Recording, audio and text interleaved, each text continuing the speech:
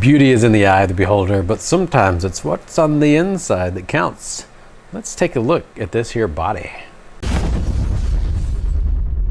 I'm sure y'all are all familiar with this TRX4 body.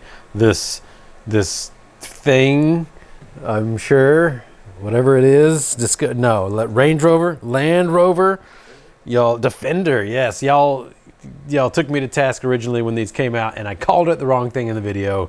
I still don't know what it is.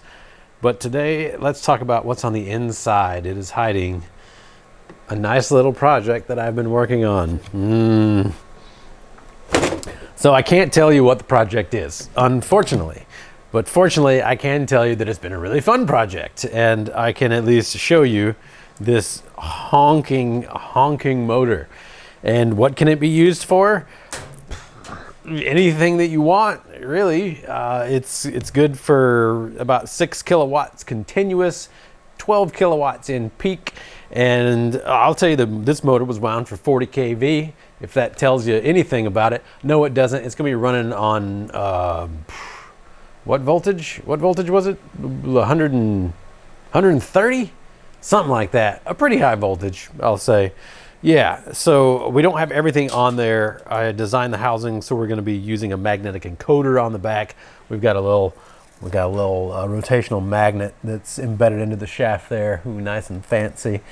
Yeah, we got the little mounting pattern on the back, M3 screws, all that. We've got the big old mounting pattern on the front for inside the thing, and as you can tell, a big fat output shaft. I don't think I'll actually be able to turn this because we've got a lot of gear reduction on the inside.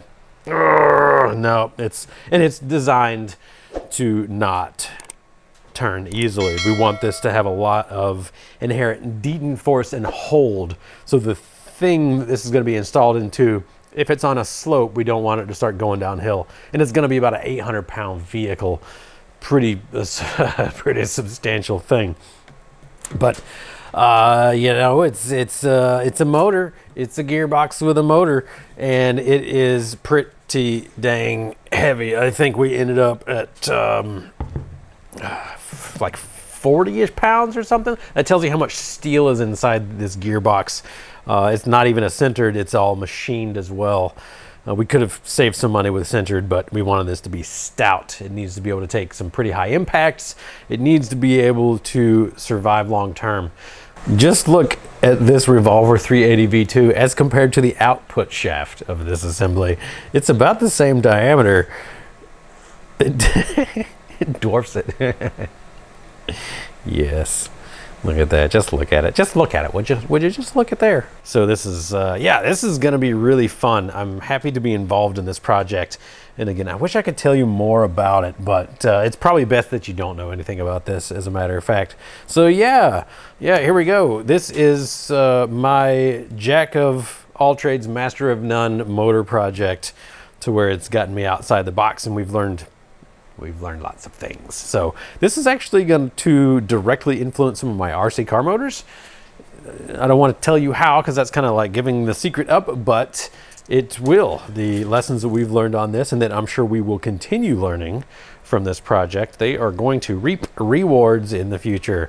So if you got any questions about it, leave them down below, and I will do my best to completely ignore them so that I don't go against the contract that I signed about development for this. But yeah, there you go. Big, beefy motor.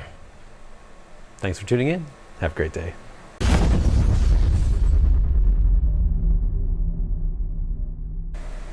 It's like a hot dog in a hallway.